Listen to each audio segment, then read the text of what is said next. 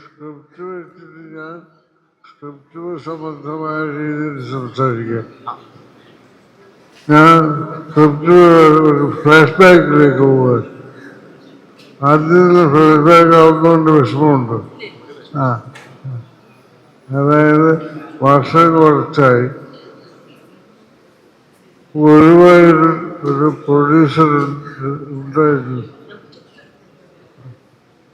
മുദ്ര ശശി എന്നാണ് അദ്ദേഹത്തിൻ്റെ പേര്. അദ്ദേഹം ഗുരുവായൂർ സിനിമ തിയേറ്ററുകളുണ്ട്, കുറേ ബസ്സുകളുണ്ട്, അതുകൊണ്ട് നല്ല പണവുമുണ്ട്. അതുകൊണ്ട് ശ്രീമാൻ സത്യനന്ദിക്കാർ അദ്ദേഹത്തിന് വേണ്ടി ഒരു പടം ചെയ്യാൻ തീരുമാനിച്ചു. അപ്പൊ അതിന് കഥയുണ്ടാക്കാൻ എന്നെയും വിളിച്ചു. അപ്പൊ വിപിൻ മോഹനും സത്യനന്ദിക്കാരും ഗുരുവായൂരിലെ ശ്രീവത്സം എന്ന് പറയുന്ന പിന്നെ ഗസ്റ്റ് ഹൗസിൽ താമസിക്കുകയാണ്. ഞാനവിടെ ചെന്നു. അങ്ങനെ കുറേ ആലോചനകൾക്ക് ശേഷം ഒരു കഥയുണ്ടാക്കി. അന്നത്തെ നമ്മുടെ ഒരു കാഴ്ചപ്പാടിൽ നല്ല രസമുള്ളൊരു കഥയാണ്. മോഹൻലാലാണ് നായകൻ. ഒരു തഹസിൽദാരാണ് പുള്ളി. മിക്കവാറും ഈ കടപ്പെട്ട ആൾക്കാരുടെ വീടും സ്ഥലങ്ങളും ഒക്കെ ജപ്തി ചെയ്യലാണ് ഇയാളുടെ സ്ഥിരം പണി. അങ്ങനെ അദ്ദേഹം ജപ്തി ചെയ്യുന്ന ഒരു വീട്ടിലെ ഒരു പ്രധാന കഥാപാത്രമായിട്ട് അഭിനയിക്കുന്നത് ഉർവശിയാണ്. അത് ഈ തഹസിൽദാറിന് ഈ ഉർവശി ഒരു ബാധ്യതയാവുകയാണ്. അതിനെ ചുറ്റിപ്പറ്റി നല്ല രസമുള്ള തമാശകളുള്ള ഒരു കഥയാണ്. ജീവിതത്തിന്റെ അവസാനം വരെ ഇയാൾക്ക് ബാധ്യതയാണ് ഉർവശിയുടെ കഥാപാത്രം. അത് തന്നെയാണ് ഒരു തമാശ.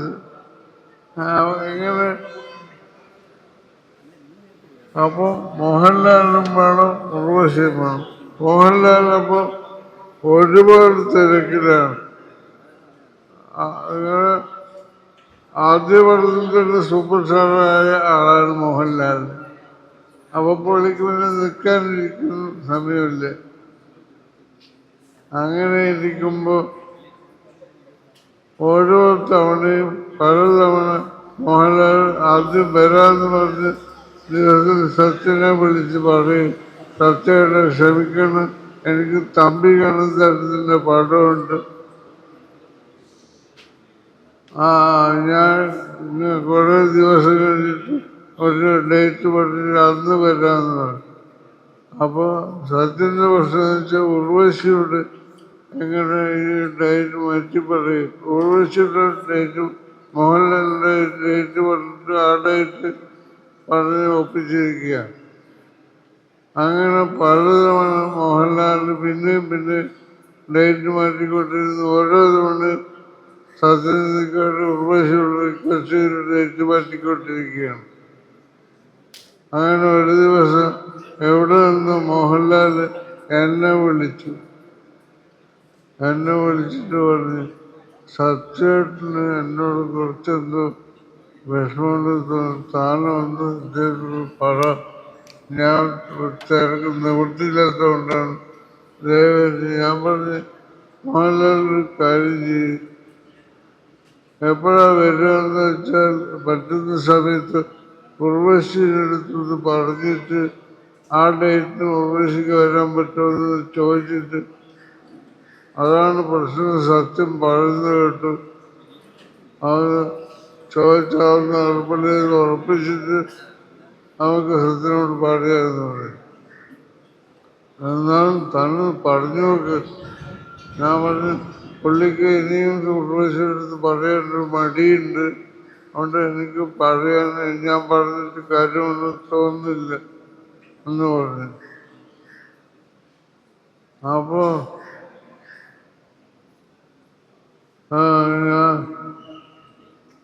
അപ്പോ സത്യ സത്യൻ്റെ അടുത്ത് ഞാൻ ഈ കാര്യങ്ങളൊക്കെ പറഞ്ഞപ്പോൾ സത്യം പറഞ്ഞു, നമുക്ക് മോഹൻലാലിനെ വേണമെങ്കിൽ ഒഴിവാക്കാം, വേണമെങ്കിൽ തന്നെ ഇപ്പോഴത്രയും നിർത്തികൾ ഒരാളോട് ഉർവശിയോട് അഡ്ജസ്റ്റ്മെന്റ് ചോദിക്കുന്നതിന് കണക്കില്ല, അതുകൊണ്ട് ഞാൻ ചോദിക്കില്ല.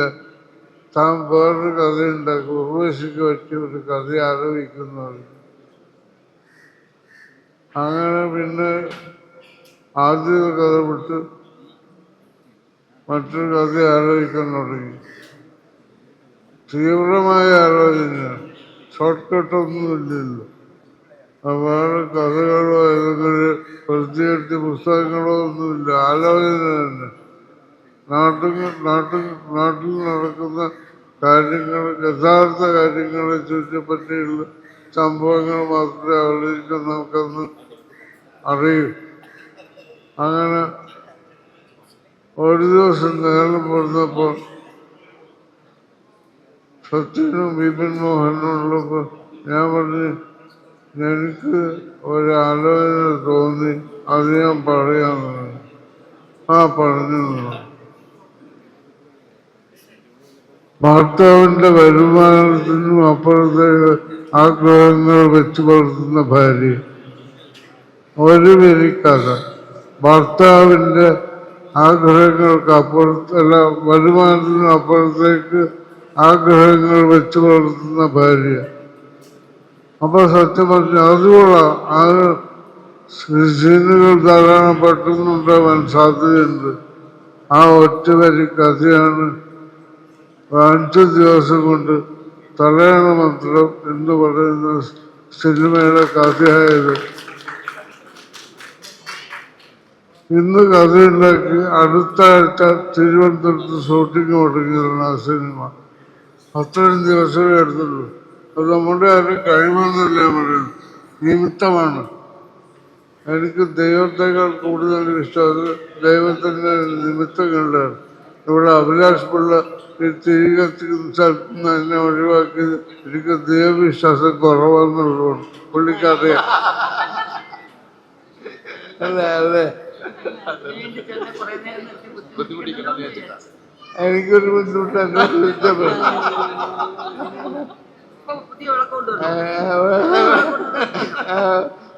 പഴയ വളക്ക് എനിക്കിഷ്ടം.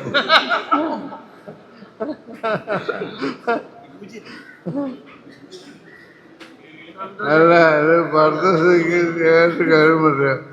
പിന്നെ അപ്പോ ഈ ലോകത്ത് ഒരു കണക്കെടുത്തു, ഏറ്റവും സന്തോഷത്തോടെ ജീവിക്കുന്ന ആളുകൾ ജീവിക്കുന്നത് എവിടെയാണ്? അതിൽ 1-ാം സ്ഥാനം ഫിൻലൻഡാണ്. ഇന്ത്യ 133-ാം സ്ഥാനത്താണ്. ഫിൻലൻഡ് എന്തുകൊണ്ടാണ് 1-ാം സ്ഥാനത്തായത്? അവിടെ ഇപ്പൊ ഭരിക്കുന്നത് 3 സ്ത്രീകൾ ചേർന്നിട്ട്. അത് മാത്രമല്ല കാരണം, ജാതിയില്ല, മതമില്ല, ദൈവവുമില്ല. സത്യം. അത് അന്വേഷിച്ചാൽ മതി, എല്ലാം കേട്ടിനെ വെച്ച് കൊല്ലണ്ട. അന്വേഷിച്ചാ അറിയാം. ദൈവവിശ്വാസം വളരെ പേഴ്സണലാണ്. അതെ അതെ. എന്നോട് പറഞ്ഞിട്ടുണ്ട് പലരും. ഞാനും കുറച്ച് ഫിലിം കണ്ടിട്ടുണ്ട്. എന്നോട് പറഞ്ഞതൊക്കെ പറഞ്ഞേ. എനിക്ക് പണ്ട് മുതലേ ബന്ധമുള്ള ഫിൻലൻഡുകാരൻ, അവിടെ താമസിക്കുന്ന ഇന്ത്യക്കാരനും ഉള്ള ഒരു മലയാളിയുണ്ട്, സനൽ ഇടമറുക് എന്ന് പറയും. അറിയാലോ. ജോസഫ് ഇടമറുകിന്റെ ഭാര്യ, അല്ല ഭാര്യയല്ല, മകൻ. അപ്പോ അവരുടെ ഇന്ത്യൻ എത്തീസ്റ്റ് പബ്ലിഷേഴ്സ് എന്ന് പറഞ്ഞ ഒരു വലിയ പബ്ലിഷിംഗ് കമ്പനി ഉണ്ടായിരുന്നു. അവരുടെ ഒരു പുസ്തകത്തിന്റെ പേര് ക്രിസ്തുവും ജീവിച്ചിരുന്നില്ല. അതിലോട്ട് കടക്കണ്ട. ഒരു ഓർഗാനിക് വിളക്ക് കത്തിക്കുന്ന സ്വിച്ച് ഓൺ ചെയ്യാവോ? അതൊക്കെ മുഹൂർത്തം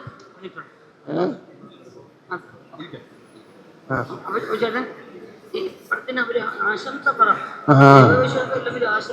ഭരതന്റെ പേരെന്ത്? പാബ്ലോ പാട്ട് പാബ്ലോ പാട്ട്. എന്താ അതിന്റെ അർത്ഥം? വളരെ വളരെ വളരെ വർണ്ണാഭമായ ഒരു സംഘം. ഓക്കെ ഓക്കെ, നല്ല കാര്യം. അല്ല, ആദ്യത്തെ കഥ തീർന്നില്ല. ആ കാലത്ത് ഈ പിന്നെ തലയുടെ മന്ത്രം ഇറങ്ങുന്ന സമയത്ത് മമ്മൂട്ടിയുടെ മോഹൻലാലിൻ്റെ 2 സൂപ്പർ സ്റ്റാർസ് ഓരോ പടമുണ്ടായിരുന്നു. അതിനേക്കാൾ മേൽപ്പെട്ട് നിന്നത് തലയുടെ മന്ത്രമാണ് ശരിക്കും. അപ്പോ ദൈവശാഖൊന്നുമില്ല എനിക്ക്. അതുകൊണ്ട് പടമാണെന്ന് കഠിനാധ്വാനാണ് ഏറ്റവും പ്രധാനമായിട്ട് വന്നത്. ഇതിനേക്കാൾ അതെ അതെ അപ്പോഴും വിജയം ഉണ്ടാവുന്നുണ്ട് ഉറപ്പ്. എത്ര സമയം സ്ക്രിപ്റ്റിന് വേണ്ടി ചെലവഴിച്ചു, എത്രമാത്രം ആലോചിച്ചു എന്നുള്ളതിൻ്റെ വിജയമായിരിക്കും ഈ സിനിമയുടെ വിജയം എന്ന് ഞാൻ വിചാരിക്കുന്നു. എല്ലാ വിജയങ്ങളും ഉണ്ടാവട്ടെ എന്ന് നിരീശ്വരപതിയായി ഞാൻ ഈശ്വരനോട് പ്രാർത്ഥിക്കുന്നു. അല്ല, അദ്ദേഹത്തിന് ഇപ്പൊ ഫ്രീയാണ്. അവിടെ ഫിൻലൻഡിൽ അല്ല ഇപ്പൊ പ്രാർത്ഥിക്കുന്നത്. അതുകൊണ്ട് പുള്ളിക്ക് ഫ്രീയാണ്. അത് ഞാൻ പ്രാർത്ഥിക്കുന്നത് കേൾക്കും. അപ്പൊ അതുപോലെ ഈ സിനിമയ്ക്ക് എല്ലാ വിജയവും.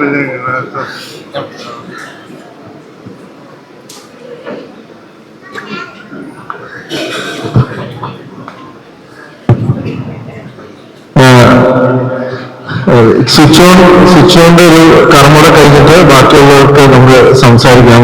Switch on